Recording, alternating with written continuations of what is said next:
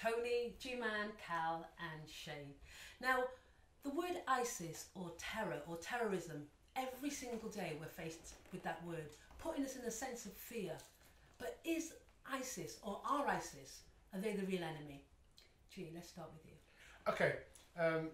I look at, say, ISIS as an organisation. You see them on telly, you see them beheading people. You think they're terrible, they're horrible, and a nasty piece of work. And you get this real fear that they are the next big thing. They're about to go into they're the bogeyman. You know, and the thing is, right, you know, it's all about how you say the bogeyman determines whether he's a fearful factor or if he's a fun factor. Like, you know, in England or in the UK, we'll go, you know, be careful of the bogeyman. In America, a well-known writer says, don't blame it on the sunshine, don't blame it on the moonlight, don't blame it on the good times, blame it on the boogie, right? So they call him the boogeyman, right? And it's a dancing thing, it's all cool and everything. So ISIS is, you got to remember, they're making them out to be this terrible organisation that are here to kill us. They don't come to England, they don't come to America. They're there protecting their own land or the region that they're into. We'll put that to one side, whether they are good or bad. The biggest threat to Americans isn't ISIS. It is what happens across the border. I was watching a film, a documentary by a company called Brasscheck TV, which, you know, if you've not really looked at their stuff, they send out hundreds of emails a year, and they really, you know, enlighten you. And I'll give you some examples. Like, if you think, how many people do you think have died through ISIS? How many Westerners have died through ISIS? Would you say roughly? 100? Couple of hundred, yeah. Yeah, if we're going to be really expansive with the number, we could say, 400. Okay, let's here's some figures for you, right? Drug cartels versus ISIS.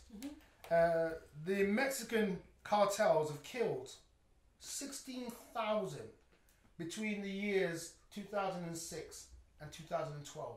That's civilians. That's not other drug people. That's you and I. But you don't hear them talking about, you know, how do you destroy the drug cartels? Because the drug cartels bring in drugs into America. It's profitable. Profitable, but to whom? The CIA. To the CIA and to very wealthy Americans who are part. If you want to understand how the drug cartels kind of work and how wealthy Americans can actually get involved, watch the film The Counselor, right? And it stars Michael Fassbender with an American accent, which really kind of works. But it's the dialogue in this film. And it kind of explains to you, right, what the ethos of these cartels are. They kill, and they kill people horrifically. Not because they want to kill you, it's a personal thing. It's business. And it keeps the myth of them alive. You know, what they're capable of doing, how evil they are in comparison to other, you know, drug cartels. ISIS, I'm not being funny, beheading somebody behind a green screen, I ain't having that. I don't believe it. What do you say, though, to somebody who might say ISIS kill the innocent? The innocent. Okay. So do governments. Yes, they do. Compared to the drug cartels, though, what people might say, well, they're in that world, they live by the sword, die by the sword. No. The drug cartels killed between 2006 and 2012, which is a 6-year period, 16,000 civilians. Collateral damage. Yes, that is not people who are drug dealers. This is people who are just mind their own business, going into the Mexican equivalent of Tesco's, getting killed, you know, and they killed them horrifically. A lady was at a Twitter page up and she was talking against them, and they sent her a message. She thought she was anonymous, and they warned her, we know who you are. This is not anonymous. They ain't playing. We know who you are, we know where you live. They got her, tortured her, filmed the whole lot, killed her. And so this is an organisation that's on America's border. It is part of the Americas. So it is part of America. And they would turn around and tell you, fight the people in Syria. They're the greatest threat to us. They are no threat. Because from last I can remember, Syria does not border America or doesn't border the United Kingdom. They're creating this thing, the boogeyman. When you think of, say, the hip hop culture, Sure. or movies, or Yes. celebrity world, Yes. drugs, cocaine, whatever it might be, are always kind of prominent. Do you think that's by design? That is it looks appealing, it seems appealing. If you're rich, this is how we play. Well, it is reality. Go back to the days of white lines. Was it Grandmaster Flash? Yeah. You know, Melly Mel. Sorry? Grandmaster Flash and Melly Mel. Melly Mel, there you go. See, hip hop head, he knows the exact full name. Grandmaster Flash and Melly Mel. And they point out in the song White Lines. White Lines is not about the lines on the motorway. You know what I mean? That is what you put up your nose if you're into drugs. Yeah. And they explain in there that a kid who's black gets a nominal amount, doing serious amount of time. White brother ships it, imports it, the lot. On you go, no problem. So, you know, drugs have always been into films, put into films to make it appealing. And take for example, the Devil's Advocate. In the end, the devil is trying to. You're going to say it's the end of the movie? Well, no, it doesn't actually detract from the film. Okay. It's just a line in the film, and he points out to the devil points out to his son and says to him, "Son, if you enact this procedure which brings in the devil's child, I will give you your first coke hit. You'll feel it again." So that's the holy grail of people into drugs. They want to feel that that drug thing again. So they may do it 1,000 times, trying to feel the first one.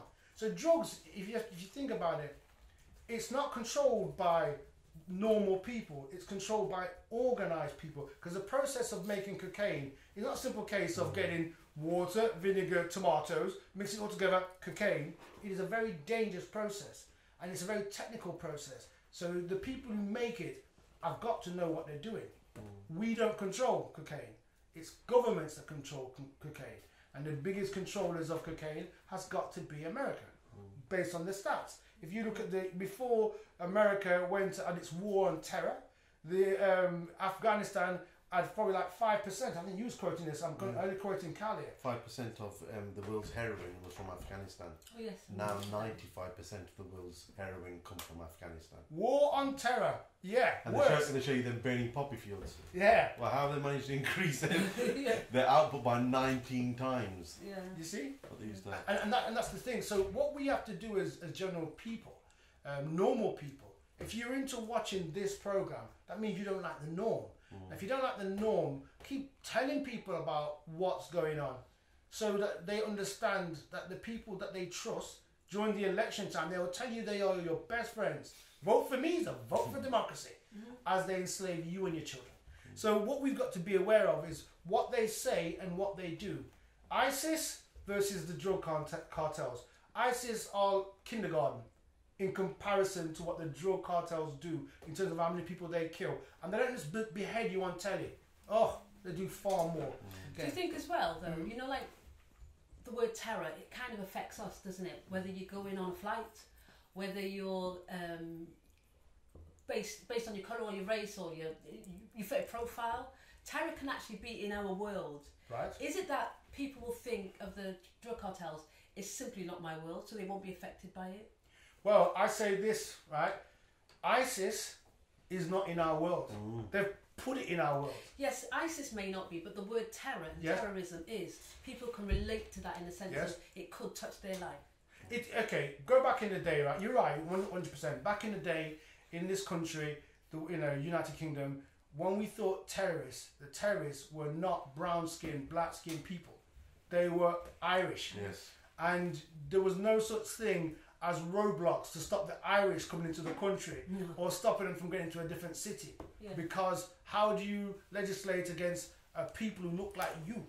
So we were fearful, etc., etc. But in the fear, there's no logic in fear. Logic goes out the window. Yeah. I'll give you a classic example. My missus wakes me up at 2 a.m, shakes me in the bed and says, quick, there's a fire, run. I will follow her. I will stand outside the yard and I will be looking up at the building, and then I noticed two things. One, she was lying, or three things. Two, I sleep naked. And three, all my friends are outside with the cameras. See, so when terror is shouted at you, your logic goes out the window. Yeah. So when we hear the word terrorist, we do not logicalize. We don't actually think to ourselves, how can they hurt? It's also the propaganda that they put on the TV. Yes. That actually, you know, if people actually watch the TV and take it all in like they're supposed to and get programmed, you know, that's what occurs. That's Yeah. what it is. It's programming. 100%. Because the truth of the matter is, if you go back in time, I ask anybody who's listening to this program, you know, you, and even in this room here now, within 10 seconds, tell me the head of the IRA. We were told the IRA was the biggest terrorist organization in the United Kingdom. Tell me the head of the IRA. They were around for 20, 30 years. The head. Okay, overnight, September the 11th, blew up the World Trade Center. Within an hour and a half, they told you Al Qaeda had done this, and the leader of Al Qaeda, who he was. They told you everything. It was fed to you. Then, X amount of years later, you discover that they killed the leader of Al Qaeda, and he's living in a garrison town in Pakistan. And they kill him, and they kill him in this building, and they carry him on their shoulder, dead weight, onto this super helicopter, and then they identify the body, they clean him up, and they give him that traditional burial at sea that we've all been to when we've seen our Muslim comrades have died. We've all gone to these burials at sea. You've gone to them, many of them, you know, in the Atlantic. Exactly. Feed them to the And sharks. we go, oh, well, such is life. Such is life. That's how it goes. So when they tell you whatever they're telling you, what we have to do is question what we're being told. Because if they, you know, for example, if you're a carnivore, right, you eat meat, if I'm not mistaken.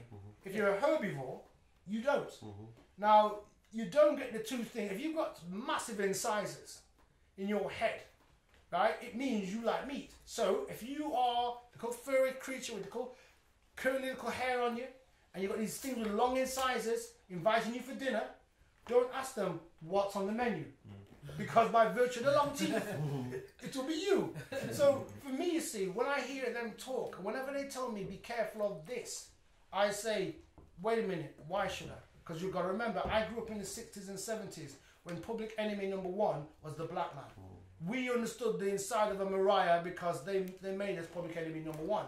Then soon after that, it became this young man's race, public enemy number one. So each time they keep telling you, be careful of that person, be careful of that person, be careful of that person. And I always ask the question, why? It's about, so I don't believe that ISIS is a threat and a terror. I don't believe in that because they don't trouble me. They're not here. They're in Syria. And remember, Syria is a land that the West want. They want it. They want Assad out the way. So a man leaves this country from this area, Nottingham area, goes out there, ex-soldier, goes out there, fights on behalf of the freedom fighters. He dies. He's a hero.